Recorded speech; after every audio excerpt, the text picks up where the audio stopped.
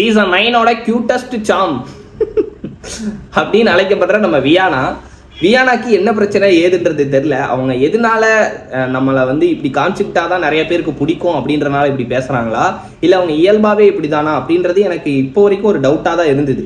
ஆனால் ரீசெண்டாக ஒரு சில வீடியோஸ் எல்லாமே ரிலீஸ் ஆச்சு. அவங்க ரொம்ப நல்லா ஃப்ளூயண்ட்டாக பேசுகிற மாதிரி, நானும் சரி ஏதோ ஒரு பதட்டத்தில் பேசிக்கிட்டு இருக்காங்க, எப்பயாவது ஒரு தடவை தான் அப்படி பேசுவாங்கன்னு பார்த்தா, நேற்று நடந்த ஒரு எபிசோடில் கூட ரொம்ப ஃப்ளூயண்ட்டாக எந்த ஒரு சின்ன பிசுறு கூட தட்டாமல் அப்படியே மடன்னு படித்து ஒப்பிக்கிற மாதிரி அவ்வளோ ஃப்ளூயண்ட்டாக அந்த தமிழை வந்து உச்சரிக்கிறாங்க.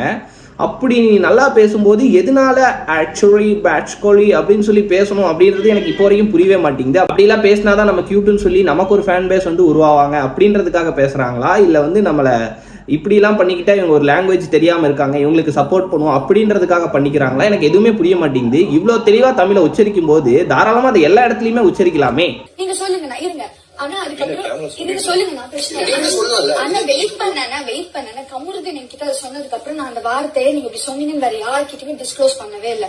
ஏன்னா இவங்க தமிழை ரொம்ப நல்லா பேசுறாங்க அப்படின்றது எப்படியோ ஒரு இடத்துல, இது ஒரு 24/7 அப்படின்றனால ஏதாவது ஒரு இடத்துலயாவது அதை ஈஸியா கண்டுபிடிச்சிருவாங்க. அப்படி பிடிச்சிட்டாங்கன்னா இது வரைக்கும் நம்ம பண்ண ஒரு விஷயங்கள் எல்லாமே நமக்கு டீஃப்ரேமா மாறதுக்கான சான்சஸ் இருக்கு அப்படின்னு சொல்லி அந்த அம்மா யோசிச்சாங்களா இல்லையா அப்படின்றது எனக்கு தெரியல.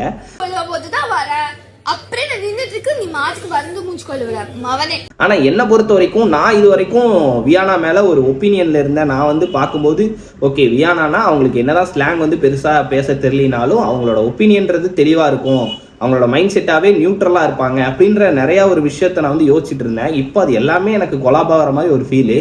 என்னடா இது, இந்த அம்மாவா இவ்வளவு நாள் நாடகம் ஆடிச்சு அப்படின்னு சொல்லி எனக்கு இருக்க மாதிரி தான் இருந்துச்சு.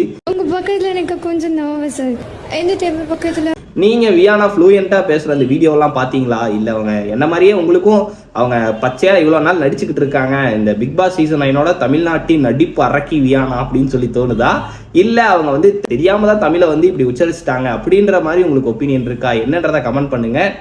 இன்னும் எவ்வளவு பேரோட முகத்திரை கிளிய போகுதுன்னு தெரியல இந்த சீசன்ல.